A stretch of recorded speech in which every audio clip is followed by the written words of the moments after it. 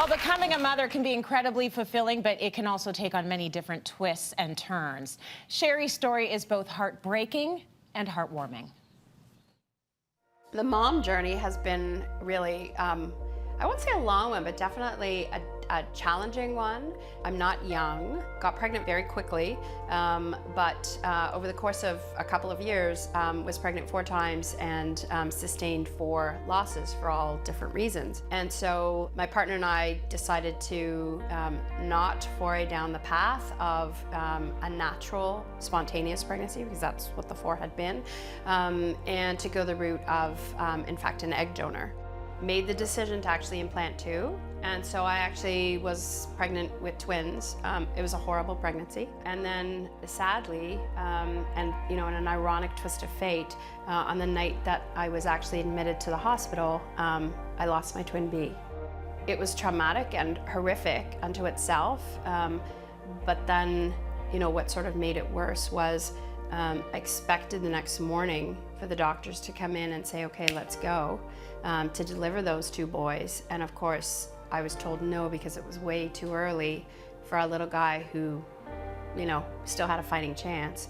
And so I needed to be in the hospital for almost a month, carrying one who was with us and one who was not with us. So almost incomprehensible, right? And I made up my mind at that point that in those weeks leading up to my C-section, I would grieve the son that I had lost, so that when our son was born alive, that would be his birthday, and then life would continue. What a tough story. You know, joining me in studio now, please welcome Cherie Cohen and our fertility expert, Dr. Marjorie Dixon. Thanks for coming in. And Cherie, thanks for being so brave about sharing your story with us. To be gone through so much. You're carrying your twins. You find out the day you're admitted that one of your babies has not made it. Now, tell me what surprised you about that, because you actually had to stay in the hospital, didn't you? Right, so I actually had a problem with my twin A, who is with us today, and ironically lost my twin B. So I always knew that I was high risk. My twin A was super high risk, and it was because of him that I was in the hospital, so I have that on him for the rest of his life. And so never in a million years did we imagine that there would be anything that could go wrong, much less to lose one literally after stepping foot into the hospital. So. You stayed there for a month, for the rest of the term of your pregnancy. I did. You carried both your babies. I did, yeah. Doctor, why did she have to stay in and carry both babies to term? Because I feel like that maybe is more traumatic. Yeah. So it's difficult for patients to understand that twin pregnancies can be complicated, and not all twin pregnancies are the same. There are different kinds of twins, like, you know, they're the fraternal twins, the brother, sister, brother, sister, sister, 2 separate placentas, 2 separate pregnancies, 2 different eggs and 2 different sperm. And then there are the twin pregnancies that come where an egg and sperm fertilizes, and depending on when they split, they either have 2 sacs and 1 placenta, or 1 sac and 1 placenta and 2 babies in the sac. Like, there are a variety of different twins.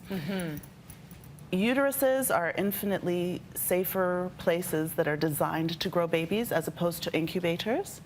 And it's best for babies to be grown to term if possible.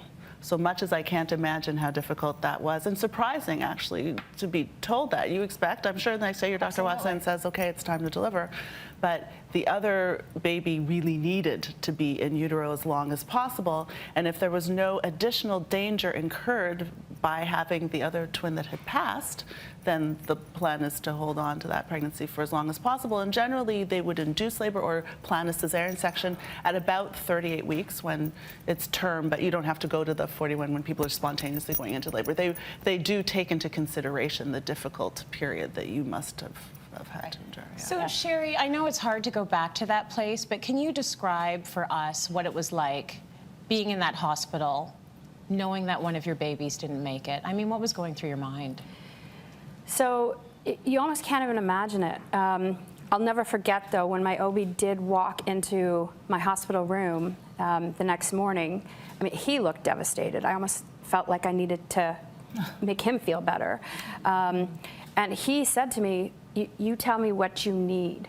And I said, I don't know what you got. And he said, we've got a full team. We've got a grief team, and you know, we've got religious leaders, and we've got social workers, and you tell me what you want. And I said, I want it all. And I just, you know, in my own mind, I am a planner, and so suddenly I had a month to grieve Gabriel, my twin B, so that by the time his brother arrived, I was going to be totally fine, right? I was going to be A-okay, and I was going to be ready to be a mother for the first time at 45. Oh my God, I had no idea what I was doing. And so if I could just compartmentalize, I'd be fine. And of course, none of that actually really happened that way. Right. Yeah. Did you get what you needed?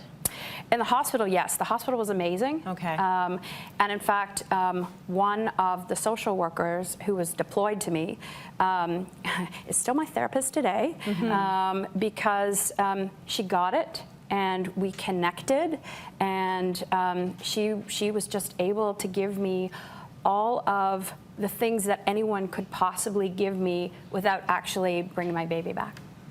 Yeah. For all of us out there that might have a relative, a friend, someone who's gone through something similar to what you have gone through, was there anything anyone said or did that did not help you?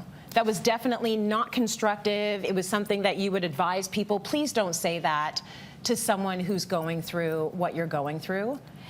So, you know, ironically, it's the people who said and did nothing and almost pretended like nothing had happened, right? So we had lost one of our twins, and to pretend like it hadn't happened was horrific. I mean, even to this day, you know, I mark my son Gabriel's birthday as June 6th, because that's when I lost him. And my son Kobe, who was with us, was born on June 28th, and that's his birthday. And for me, that's huge, because there are very separate days for me to acknowledge these boys. And one's a bit of a sad day, and one's an extremely happy day. But, you know, back to your question of what would you tell somebody or ask somebody not to do? Well, so nobody acknowledges June 6th. So June 6th is my day. Even my partner and I acknowledge it differently. But don't ignore it. Yeah. You know, talk about it. Right. Or even just ask the individual, what do you need from me? And maybe if that person says, don't ever mention it, I don't want to talk about it, then you've been given a license to. But in my case, people have just assumed that we don't want to talk about it, and that is not correct. That is so interesting, and it happens so often with death. And you don't know. Some people want to talk about it ad nauseum. They need to. You want to respect your child, right? But you have to ask, and I think it's probably the smartest thing that doctor did when they walked in the room and said, what do you need? You know, and you said, what do you got? Like, give it to me.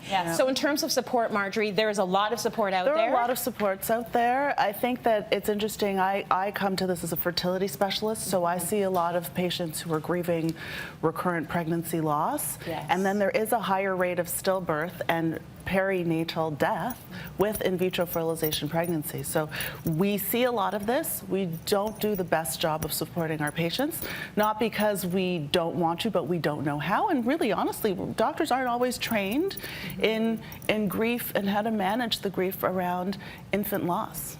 And so there are a lot of great resources within the hospital. So to your point, the hospital did a good job, because it's a collaboration, right? Your physician, much as your physician wants to be able to help, I can speak for physicians, we don't always have everything in our armamentarium to be able to cope either.